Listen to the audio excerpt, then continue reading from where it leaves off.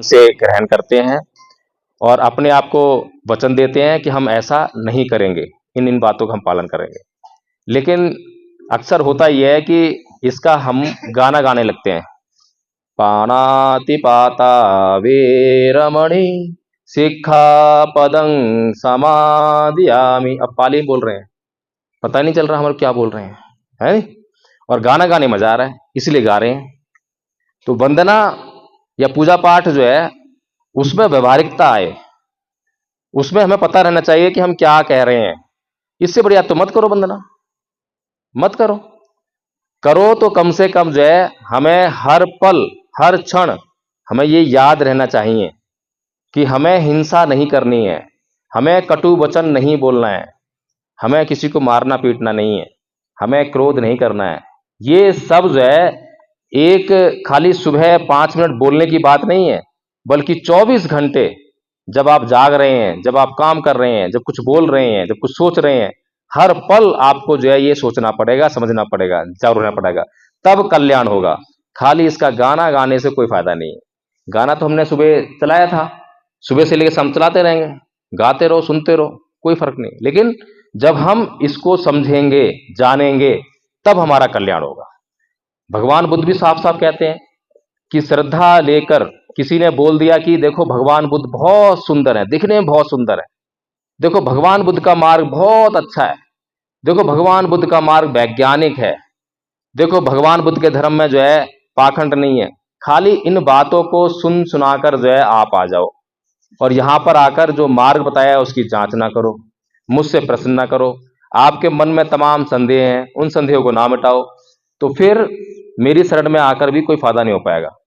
मेरी शरण में आओगे मैं मार्ग बताऊंगा, क्योंकि श्रद्धा नहीं आई ना, अंधश्रद्धा लेकर आए हो, अंधे होकर आए हो।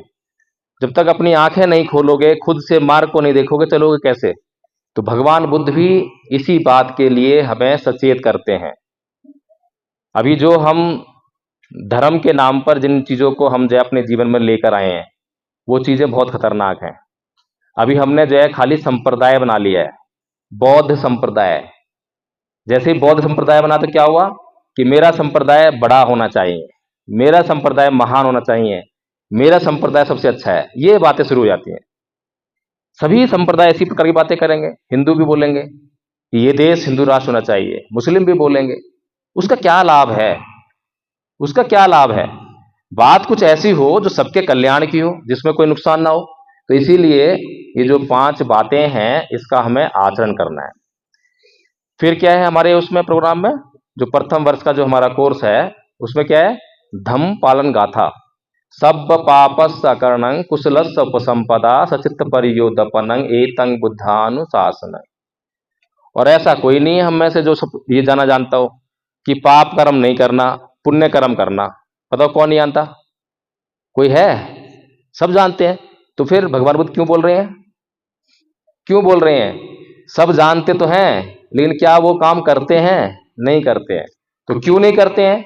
उसके कारण को जानना, उसकी वजह को पहचानना। हमारे मन से सारी बातें शुरू हो रही हैं, हमारे मन में ही सब कुछ है। तो अपने मन में जाकर चेक करना कि भाई क्या कमी रह गई, तू क्यों क्रोध कर रहा है, पहले सील का उल्लंघन क्यों हुआ तेरे से, क्या वजह हुई, उस वजह को जानना। और वजह जान जाएंगे तो उस कारण को समाप्त कर देंगे, और फिर वो जो है हम कभी भी उस नियम का उल्लंघन नहीं करेंगे। इसलिए ये गाथा हमें ये इस तरफ जो है संकेत देती है। फिर हमने धम्मपद के पहले 5 पदों को इस कोर्स में शामिल किया। अब कितने महत्वपूर्ण पद हैं जरा सोच के देखिए। मनोपुब्बंगमा धम्मा मनोसेठा मनोमया मनसा च पदुत्थे न भासती वा करोति वा ततो नंग दुख मनवेति चक्कंग वै भैतु पदंग। कि मन सभी प्रवृत्तियों का अगुआ है। प्रवृत्तियां क्या होती हैं? प्रवृत्तियां क्या होती हैं? कोई आचार्य बताएं, प्रवृत्तियां क्या होती हैं? टेंडेंसी। प्रवृत्तियां होती हैं आदतें, जो हमारी आदत है, जिस तरह से हम कोई कार्य करते हैं, जिस तरह से काम करने की आदत पड़ती है, उसे आदत कहते हैं, प्रवृत्तियां कहते हैं। तो ये प्रवृत्तियां कहां से आ रही हैं? हमारे मन से आ रही हैं। मन सभी प्रवृत्तियों का अगुआ है। मनोसेठा, मन ही सर्वश्रेष्ठ है, सबसे श्रेष्ठ मन है, सबसे उत्तम। मनोपुब्बंगमा धम्मा मनोसेठा मनोमया, सब कुछ मनोमय है। ये सब कुछ जो देख रहे हैं सब मनोमय है, मन से निर्मित है, मन से बना है। कुछ भी ऐसा नहीं है आपके आसपास जो मन से ना बना हो। तो इसका मतलब क्या है? इसका मतलब ये है, पहली जो दोनों गाथाएं हैं वो सिर्फ यही कह रही हैं कि अगर आपने मन में कुछ सोचा है, मन में आया ना सबसे पहले, मन के बाद वाणी में आएगा, और वाणी के बाद फिर कर्म उसके अनुसार होगा। तो इतना कुछ होने से पहले, वाणी में आने से पहले, कर्म में शामिल होने से पहले, उसको आपके मन में आ रहा है तभी जांच कर लीजिए। मन में आते ही अगर आपने किसी बात की जांच कर ली तो उसके फिर परिणाम बदल जाएंगे। हो सकता है कि मन में आपके कुछ गलत विचार आ गए हो, मन में किसी व्यक्ति के प्रति कटुता आ गई, और आप जागरूक व्यक्ति हैं तो समझ जाएंगे कि मेरे मन में किसी के प्रति कटुता आ रही है, तो तभी सही कर लीजिए उसको कि मेरे मन में किसी के प्रति कटुता नहीं आनी चाहिए। अब हमने बोला ना, सब पाप सकर्ण कुशल सब संपदा सित पर्युतपन्नंगे तंग बुद्धानुशासन। मन में कटुता आ गई और हमें ये गाथा याद है, तो हमें गाथा क्या बोल रही है? पाप कर्म नहीं करना, कटुता पाप कर्म करना है। अगर कटुता करना जो है पाप कर्म है तो मुझे कटुता अपने मन में नहीं लानी, तभी सुधार लो। तो आगे जो है वो कटुता ना मन में रहेगी, और मन में नहीं रहेगी तो आगे व्यवहार में नहीं आएगी। पति देव ने कुछ मुझसे जो है नाराजगी जाहिर कर दी है, पति देव ने कुछ मुझसे कटु वचन बोल दिए, अब मेरे मन में भी तो आ रहा है ना कटु वचन उनके प्रति जो है। अब कटु वचन मन में आ रहा है तो मुझे तो धम्पल गाथा याद है, पति देव भूल गए कोई बात नहीं, मुझे तो याद है ना, तो मैं तो अपना कर्म सुधार लूं। तो इसलिए जो है ये जो मनोपुबंगमा धम्मा मनोसेठा मनोमया, जो गाथा है पहली और दूसरी जो है बहुत इंपॉर्टेंट है। फिर ये गाथा जो है, एक बात और सोचिए कि जब सारे कर्म जो है, जितने भी कर्म है, जब सबसे पहले मन में ही आते हैं, तो फिर हम अपने कर्मों को ऊंचा क्यों ना बनाएं? इन्हीं कर्मों को, इन्हीं लक्ष्यों को अगर हमने ऊंचा बना दिया, उदाहरण देता हूं, एक आदमी सोचता है कि मेरा गुजारा तो 10-12 हजार रुपए की नौकरी मिल जाएगी तो हो जाएगा, आराम से मैं खाना पीना कर लूंगा। सोचते ना बहुत सारे लोग कि भाई 10-15 हजार रुपए की नौकरी मिल जाए, मेरा काम चल जाएगा। अगर कोई आदमी ऐसा सोचता है तो क्या उसको जीवन भर 10-15 हजार से अधिक की आमदनी हो सकती है क्या? क्योंकि उसके मन में इतना ही लक्ष्य है, तो कभी भी वो जो है 10-15 हजार से अधिक कमा ही नहीं पाएगा, उससे कम कमाएगा लेकिन ज्यादा नहीं कमा पाएगा। एक आदमी कहता है भाई मेरा तो 1 लाख रुपए से काम नहीं चलता, मुझे तो इतने सारे खर्चे हैं, मेरा तो 1 लाख रुपए से भी काम नहीं चलने वाला, तो सोचिए उसकी इनकम क्या होगी? क्या 10-15 हजार रुपये होगी? कभी नहीं होगी। उसकी इनकम 10-15 हजार रुपये कभी होने वाली नहीं है, चाहे कितनी भी कुछ कर ले। अगर 1 लाख रुपए नहीं होगी तो 50-60 हजार हो जाएगी, 80-90 हजार हो जाएगी, लेकिन 10-15 हजार तो कभी नहीं होगी। यानी कि जिसका लक्ष्य महानतम है तो उसके जीवन में महानतम कार्य ही होंगे। अब हमारा लक्ष्य देखिए कैसा है। और बाबा साहिब भी कहते हैं ना, क्या कहते हैं कि जब एक ब्राह्मण महिला जब गर्भ धारण करती है तो वो सपना लेती है कि कहां पर जज, आईएएस, आईपीएस, डॉक्टर की कुर्सी खाली है जहां पर जाकर मेरा बच्चा बैठेगा। और जब हमारे समाज की महिला गर्भवती होती क्या सोचती है? कहां पर चपरासी, मजदूर, सफाई कर्मचारी की जॉब खाली है जहां पर जाकर मेरा बच्चा काम करेगा। अब सोचिए, जो महिला केवल चपरासी मजदूर का ही सपना ले रही हो अपने बच्चे के लिए, क्या उसका बच्चा कभी आईएएस आईपीएस बन पाएगा? कभी नहीं बन पाएगा, कभी नहीं। और जो महिला अपने बच्चे के लिए आईएएस, आईपीएस, जज, डॉक्टर से नीचे सपना ही नहीं देख रही हो, क्या उसका बच्चा कभी सफाई कर्मचारी बनेगा, मजदूर बनेगा? कभी नहीं बनेगा। हो सकता है कि वो जज ना बन पाए, थोड़ा नीचे आ जाएगा, लेकिन बिल्कुल नीचे तो नहीं आएगा। जब हम जितनी मेहनत करेंगे, मान लीजिए हमें मेहनत करनी है, हमारा लक्ष्य हो गया मैं 100 किलो वजन उठाना है। शुरुआत कहां से होनी है? मैं अभी 10 किलो वजन उठा सकता हूं और मेरा लक्ष्य है 100 किलो वजन उठाने का। जब मैं 100 किलो का वजन उठाने के लिए मेहनत करूंगा तो मैं कम से कम 10 किलो तक नहीं रह जाऊंगा, 60 किलो तक रह जाऊंगा। 100 किलो नहीं उठा पाया कोई बात नहीं, लेकिन 60 पर, 70 पर तो पहुंच ही जाऊंगा, 10 पर नहीं रह जाऊंगा। तो ये हमारे मन की स्थिति है। जो पहली 2 गाथाएं हैं बहुत महत्वपूर्ण है। जब भगवान बुद्ध कह रहे हैं कि सब कुछ मन से ही हो रहा है, तो मन को सुधार लो बस। मन के भीतर कभी भी छोटे संकल्प मत आने दो, छोटी बातों को मत आने दो। तो पहले ही दूसरी गाथा बहुत इंपॉर्टेंट है, सबको याद होनी चाहिए, इसीलिए हमने रखी है। तीसरी गाथा, अकोछी मंग अवधि मंग अजिनी मंग अहासी में ये चे तंग उपनहंती बेरंगते संग न सम्मति है। अभी घर में कलेश होता है, पति पत्नी के बीच हो जाता है, किस बात होता है? कभी नमक मिर्च के पीछे, कभी आर्थिक तंगी के पीछे, कभी और किसी बात पर। तो ये जो वहां पर होता है क्या है, किसी को कुछ समस्या हुई पत्नी को समस्या है तो पति से टॉन्टिंग वे में उसने भाषा गलत इस्तेमाल कर दी और थोड़ा सा डांट डपट कर दी, और फिर सुनने वाले ने जो है उसको बुरी लग गई, इसने मुझसे कैसे बोल दिया, इसने तो बहुत बहुत बुरा बोल दिया।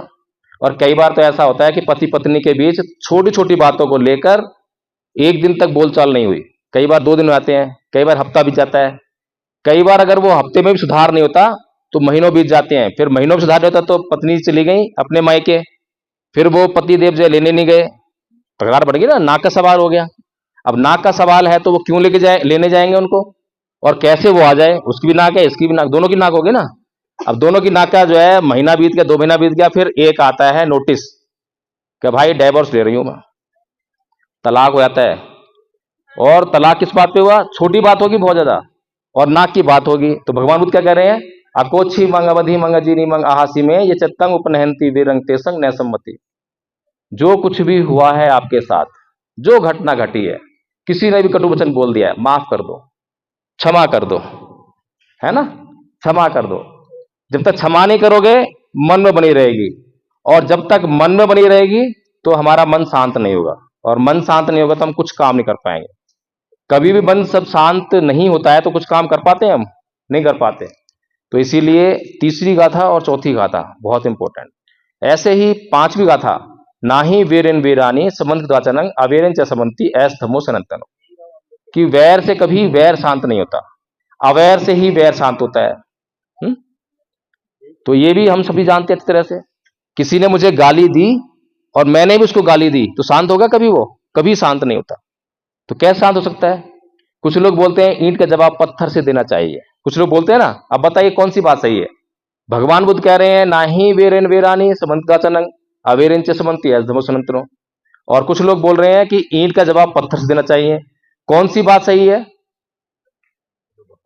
कौन सी बात सही है, जो भगवान बुद्ध कहते बताओ कौन सी बात सही है, क्या सही है। अगर किसी ने आपका अपमान कर दिया फिर आप क्या करोगे, माफ कर दोगे उसको, करते हो आप माफ, फिर सही कैसे हो भगवान बुद्ध, ऐसे ही सही कह रहे हो, है कैसे सही है बताइए। दोनों ही बातें हैं। जब पानी सर से ऊपर गुजर जाए या गुजर जाने की संभावना हो, हमें दिखाई दे रहा है तो व्यवस्था भी करनी पड़ती है। भगवान बुद्ध के समय में 2 राजा थे जो उनके प्रमुख शिष्य थे, एक राजा प्रसेनजित और दूसरा राजा बिंबिसार। कभी भी उनको यह शिक्षा नहीं दी कि हे राजन, मेरा मार्ग अहिंसा का मार्ग है, तुम क्यों तलवार और भाले लेके चलते हो, क्यों सेना रखी हुई है, ये छोड़ो सेना, प्रेम से जियो, अहिंसा से जियो। कभी बोला उनको, नहीं बोला, बल्कि उनको अपना शासन चलाने में सहायता की कि कैसे शासन चलाना चाहिए, क्या समस्या आ रही है, कैसे निपटा जाए। क्योंकि हमारे समाज में अच्छे लोग भी हैं और बुरे लोग भी हैं। जब बुरे लोगों को हम समझाएं और वो समझ ना पाए और उनकी बुरी आदतों की वजह से हमें नुकसान होने की संभावना हो, तो हमें उनके साथ में जो है ऐसा व्यवहार भी करना पड़ता है जो कि हमें नहीं करना चाहिए। हिंसा भी करनी पड़ती है, करनी पड़ती है ना। लेकिन समस्या क्या है, धम्पत संघ क्या सिखा रहा है, धम्पत संघ केवल एक बात सिखा रहा है कि सबसे पहले अभी हमारा जो व्यवहार है वो हिंसात्मक है।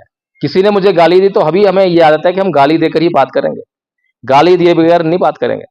तो अभी जो व्यवहार है वो धम्म के अनुकूल नहीं है। सबसे पहले तो हमें मापदंड ये करना चाहिए ना कि हमें अहिंसा से बात करनी चाहिए। जब बात ऐसी हो जाए कि बिल्कुल ही वो हिंसक हो जाए, मान ही नहीं रहा है और किसी भी कोई सूरत नहीं है कि वो मान जाए, तो तब हमें जो है हिंसा का सहारा उस हद तक लेना चाहिए जहां तक उसे सुधारना है, बस। अधिक हिंसा नहीं, पानातिपात नहीं करना है। तो सबसे पहले अभी जितने भी मनुष्य हैं, जितने भी लोग जी रहे हैं, चाहे वो हिंदू हो, मुसलमान हो, कोई भी हो, अभी उनको केवल पहली आदत है हिंसा का जवाब हिंसा से देने के लिए।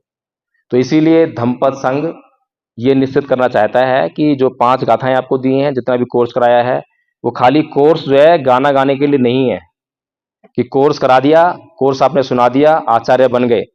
आचार्य तो बन गए, आचार्य बनने के बाद आप दूसरे को भी याद करा सकते हो, ये आचार्य बनने का काम है। लेकिन एक शिक्षक, ज्ञान तो है उसके पास, लेकिन ज्ञान उसके काम का नहीं है क्योंकि उसको व्यवहार में नहीं ला पाता। गुरु आचरेकर जो सचिन तेंदुलकर के गुरु थे, उनके पास कितना ज्ञान था कि उन्होंने एक सचिन तेंदुलकर पैदा कर दिया, एक विनोद कांबली पैदा कर दिया। वो तमाम ऐसे शिक्षक पैदा कर सकते हैं, लेकिन खुद नहीं बन सकते। क्यों? क्योंकि ज्ञान तो है, पर ज्ञान का आचरण जो करेगा उसी परिणाम मिलेगा। तो इसीलिए इस प्रथम वर्ष के कोर्स को पूरा करने के बाद याद कर लिया, परीक्षा दे दी, आचार्य तो आप बन जाओगे। आचार्य बनने के बाद 100 शिक्षकों को भी और आचार्य बना दोगे, 100 लोगों को भी।